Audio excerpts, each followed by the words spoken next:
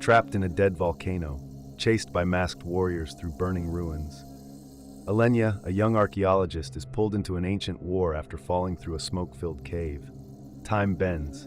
Reality cracks. A half-human prisoner helps her escape soldiers with black eyes and fused armor.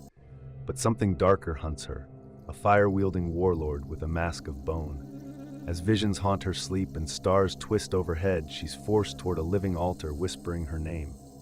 Behind every shadow, someone is watching. In every reflection, something moves.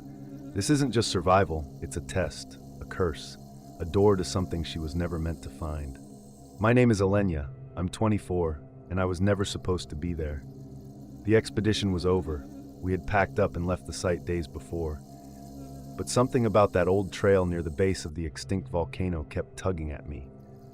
The locals said it was cursed, the kind of place birds avoided and shadows lasted longer. I didn't believe them. I only had my camera, a half-charged flashlight, and a quiet ache in my chest that I couldn't explain. I found the cave at sunrise. Smoke drifted out from the entrance like breath. The stone around it was scorched black, warm under my touch.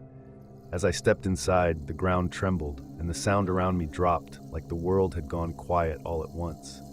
There was no scream, just the sensation of falling through nothing.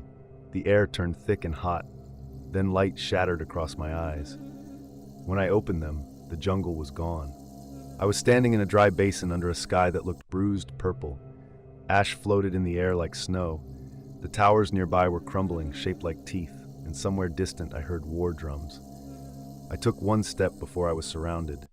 5 figures in long cloaks approached, faces hidden, their hands painted red. One of them whispered a name I didn't recognize, Taya, and then pointed at me. They called me the Flame Vessel. They brought me to a camp built from bones and scorched stone. That's where I saw him, Kale.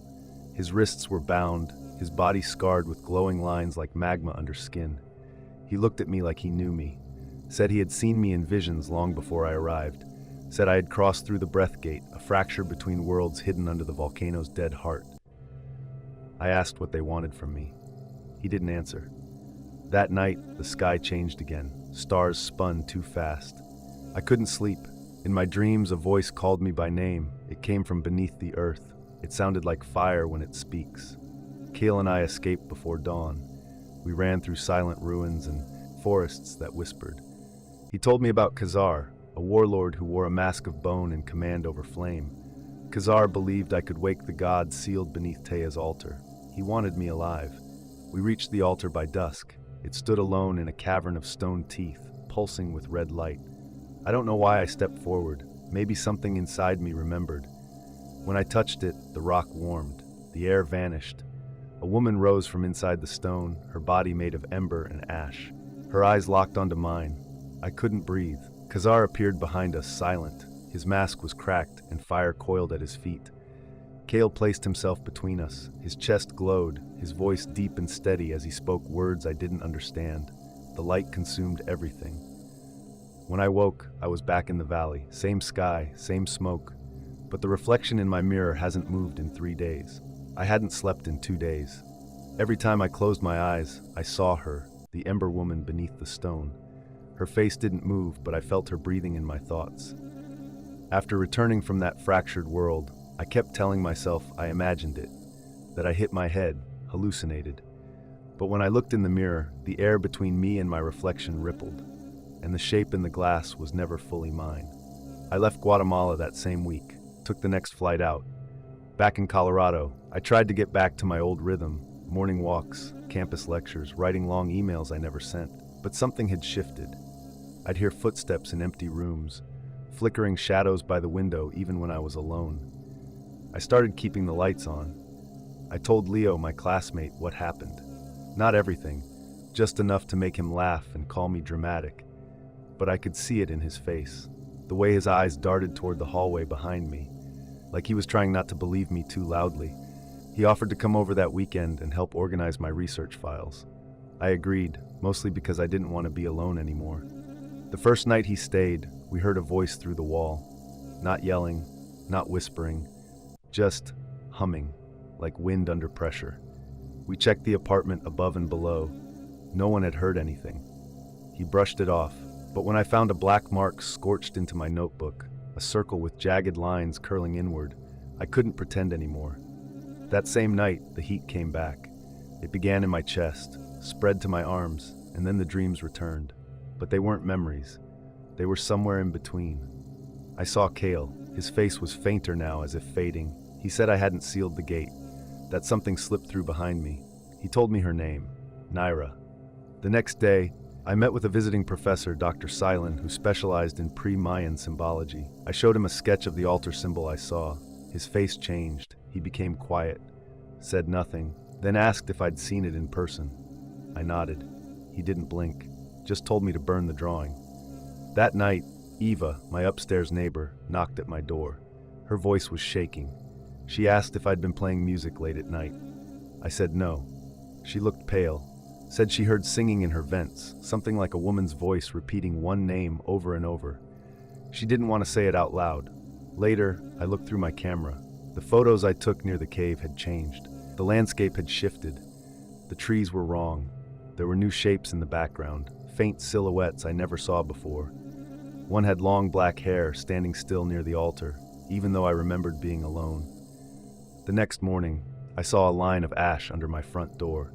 My hallway smelled like burnt cedar. Leo didn't answer my calls. I checked his apartment. It was unlocked. Inside, the lights flickered and a circle of scorched marks burned into his floor. His shoes were still there, his phone too, but no Leo. I can't explain what's happening. I keep hearing the name in the hum of my fridge, the whisper of pipes, the soft scratch under my bed. Nira. I try to ignore it. I keep all mirrors covered now. I don't take photos anymore.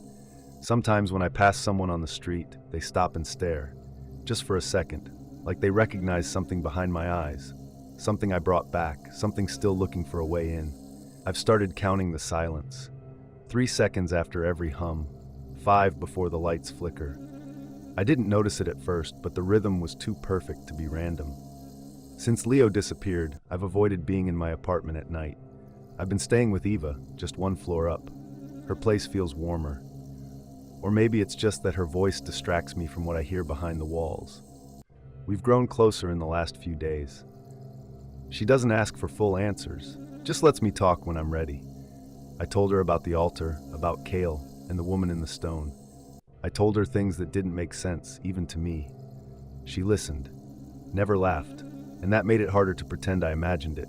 Tonight, I saw someone on my balcony, a tall shape, not moving. When I looked again, it was gone.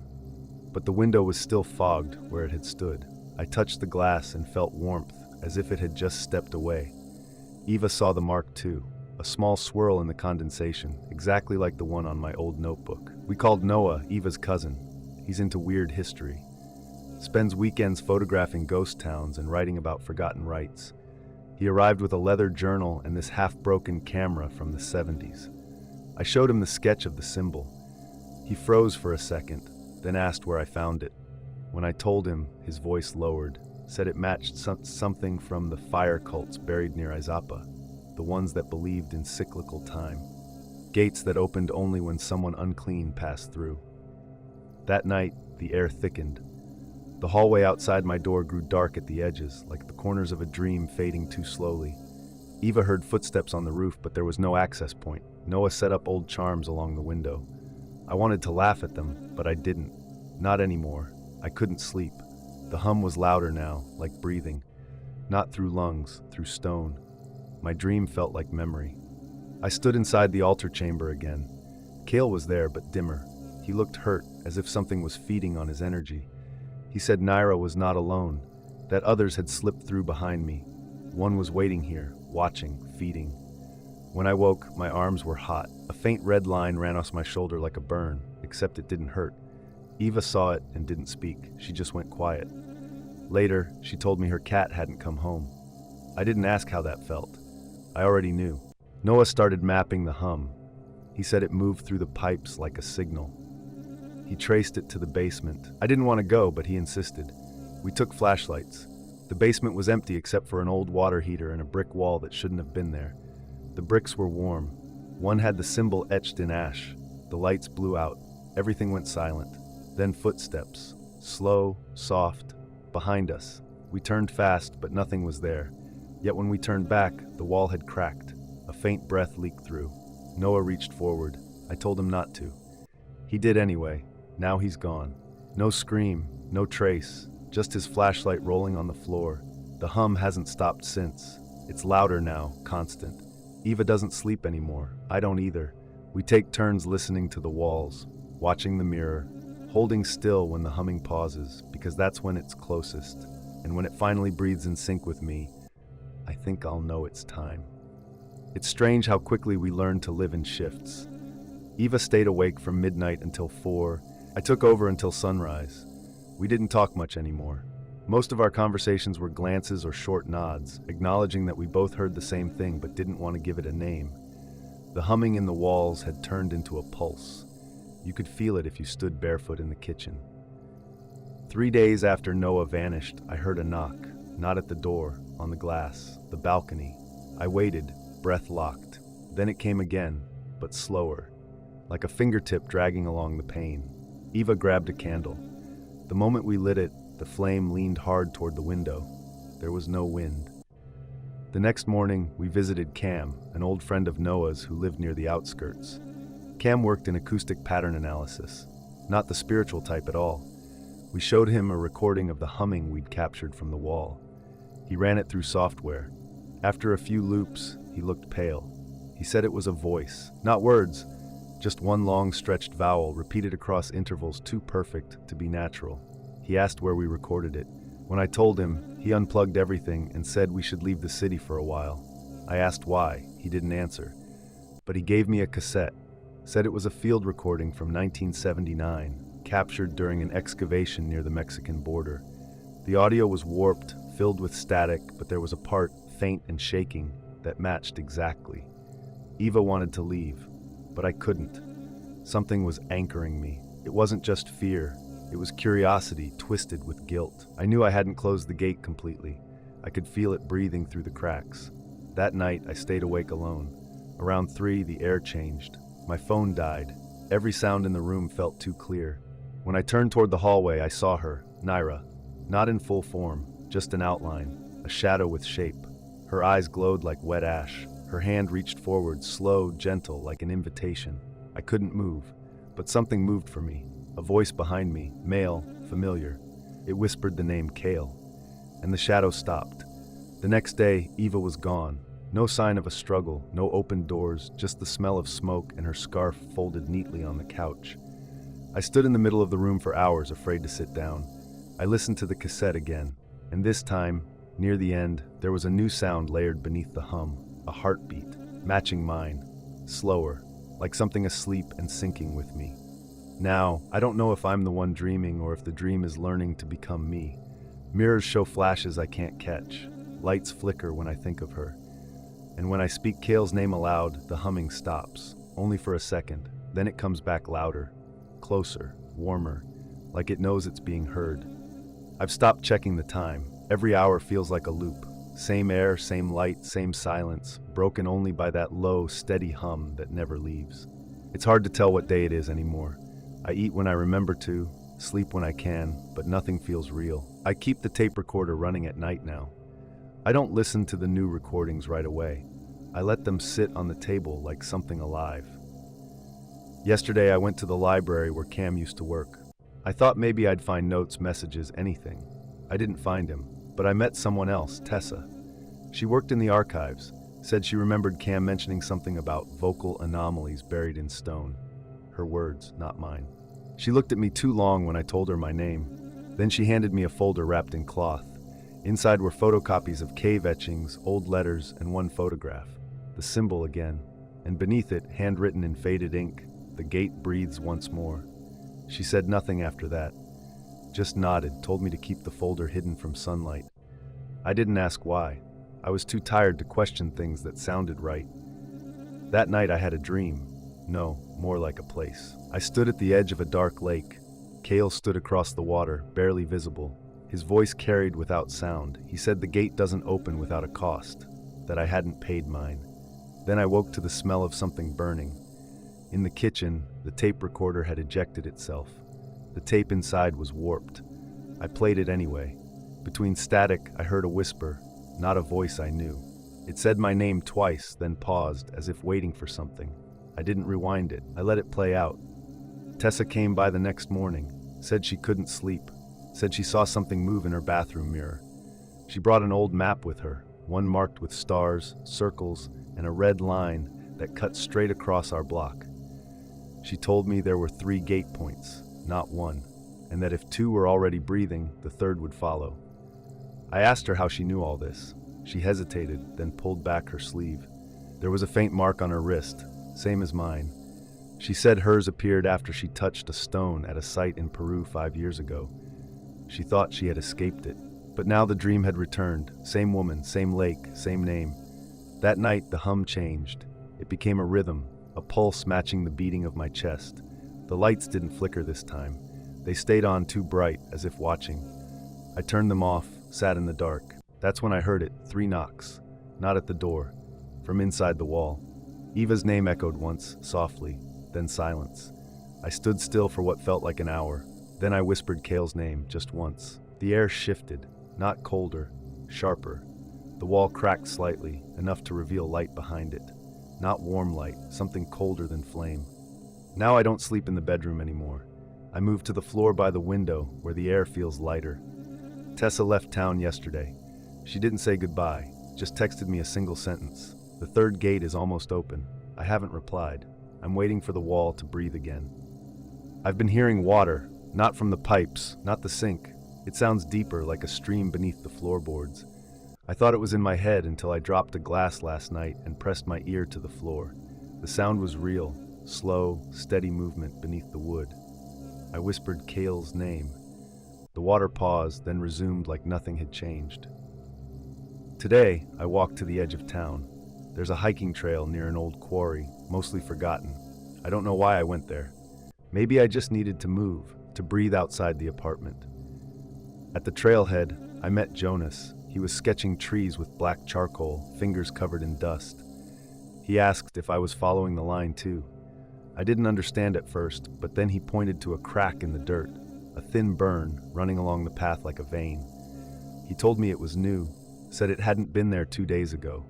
He'd been seeing them everywhere, in sidewalks, between bricks, even across bookshelves, all converging in one direction. When I asked where they led, he just said, "Where the 3rd breath waits." Later, back at home, I noticed something in the mirror. Not my reflection, something behind it, like layers of glass peeling slowly and something moving between them. I touched the corner of the mirror and it felt warmer than the air. I didn't stay in the room. Jonas called that night.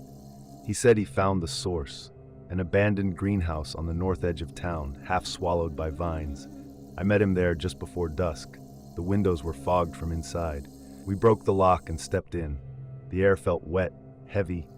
The glass ceiling was cracked and plants had overgrown every surface, but in the middle, the floor was clean. No dust, no leaves, just one smooth stone slab. Jonas walked toward it slowly. The air pulsed. I could hear my name, not in sound, but in the silence between heartbeats. He touched the stone. A faint ripple spread from his fingers. He looked at me, then said, "This isn't a gate, it's an echo." We left without speaking much. That night, I dreamed of water rising in the corners of every room. My phone vibrated once at 3:11 a.m. One message, from Jonas. It just read, "It's beneath us." I didn't reply. I just stared at the window. The fog wasn't outside anymore. It was forming inside the glass. Something written across it in reverse. I stepped closer to read it. 5 words. "You brought it back unfinished. I haven't left my apartment since. The water sound is louder now. I've stopped turning on lights at night. When I sit in the dark, I hear breathing. Not close, but not far either. And the strange part is, it calms me. Like maybe, if I sit still long enough, I'll understand what it wants. Or maybe I already do." It rained for the first time in weeks. Not the kind that cools the air or smells like wet earth. This was heavier, slower, like the sky was pouring something thicker than water. I watched it through the window, glass fogged from the inside again. The sound of dripping blended with the low hum still crawling through my walls. I wasn't sure which one came first anymore. I reached out to Jonas after 2 days of silence. He didn't answer, but someone responded from his number. A single line. "The 3rd pulse begins at dusk." No name, no follow-up. I reread it until the meaning blurred. I think I knew what it meant, but admitting that felt like unlocking something I couldn't close again. I spent the afternoon sorting through old notebooks. One of them had warped pages from the cave trip. A dried leaf was pressed between two sketches. I hadn't put it there, but it was shaped like the symbol, almost exactly. My breath caught for a second, like my body remembered something I didn't. Later, I met Isla at a small cafe downtown. She used to assist Dr. Silent during artifact cataloging. I hadn't spoken to her in months, but she messaged me that morning, said she felt like she'd seen me in her dreams. I told her everything, or most of it. She listened, but her eyes drifted often, toward the corners of the room, the windows, her reflection in the spoon. She said her brother vanished a year ago after visiting a dig site in Bolivia, left behind a sketch that looked nearly identical to mine. I showed her the leaf. She didn't touch it, just nodded slowly and said, "It's traveling through us now, not around us." That sentence hasn't left my head. The sky darkened early that evening, not from clouds, from something heavier. The streetlights turned on by themselves. My phone vibrated again. Another message, same number. "You have until the final light bends." Then silence. At home, the water sound returned, only this time I could see it. A thin stream traced along the floorboards, curving, glowing faintly. I followed it to the back room. The mirror was uncovered. I don't remember removing the cloth, but it was folded neatly beside it. My reflection wasn't mine, not completely. The eyes looked through me, not at me, and behind them a faint flicker, red, slow like breathing. I touched the glass, and the hum stopped. Everything went still.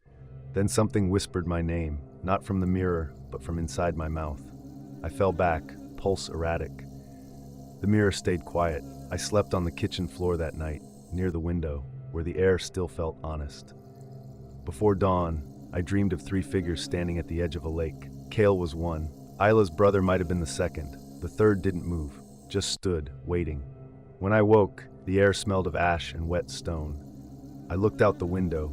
A single line of glowing red ran down the sidewalk, disappearing into the distance. I think it's waiting for me to follow. I think I already have. The line outside my window is brighter now. It pulses every few minutes, faint like a slow breath.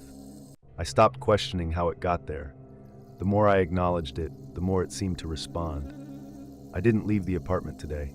I sat near the window with a notebook, drawing what I remembered from the dream. 3 figures again. But this time, the third one turned its head. Ayla called around noon. Her voice was clipped, like she was trying not to be heard. She said she'd been waking up in places she didn't fall asleep. Her curtains tied themselves. Her closet door locked from the inside. I told her about the line of light. She whispered, then said she saw the same one, but it ran under her bed. That evening, a soft knock came from the hallway. I froze, waiting for a second one. It never came. When I opened the door, no one was there. Just a folded piece of paper, damp from the floor. It had only 2 words written in deep gray ink. Mirror closed. I met Isla that night.